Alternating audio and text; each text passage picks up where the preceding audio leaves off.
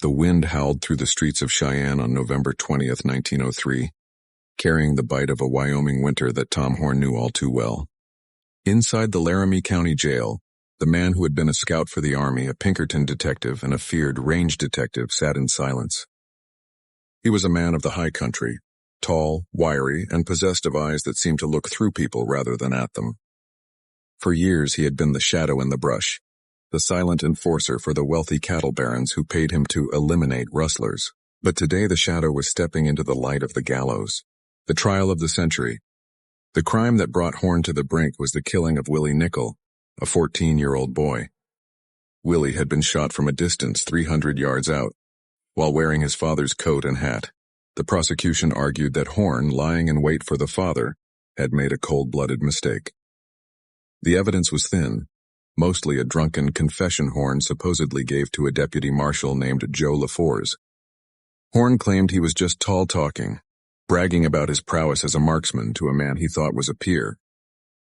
But in a changing West that was trying to move past the era of hired guns and vigilante justice, the jury didn't care about his excuses. The water gallows. The morning of the execution was unlike any other. Wyoming had introduced a grim piece of modern technology, the Julian gallows. It was designed to remove the human element from the hanging. Instead of a sheriff pulling a lever, the trapdoor was triggered by a water-powered mechanism.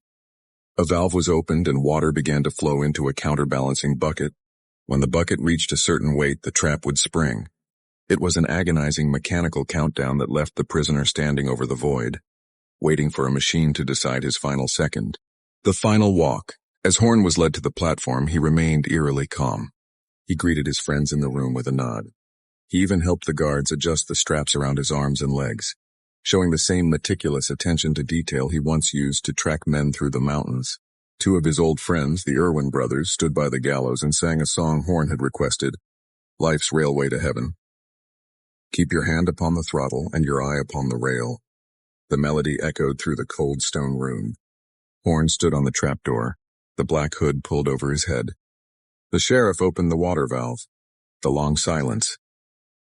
For nearly 50 seconds, the only sound in the room was the soft, rhythmic trickling of water. It was a psychological torment.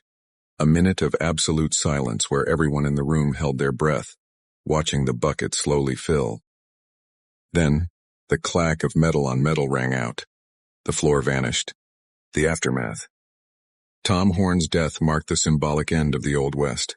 The era of the hired regulator was over, replaced by courtrooms and bureaucracy. To this day, many in Wyoming believe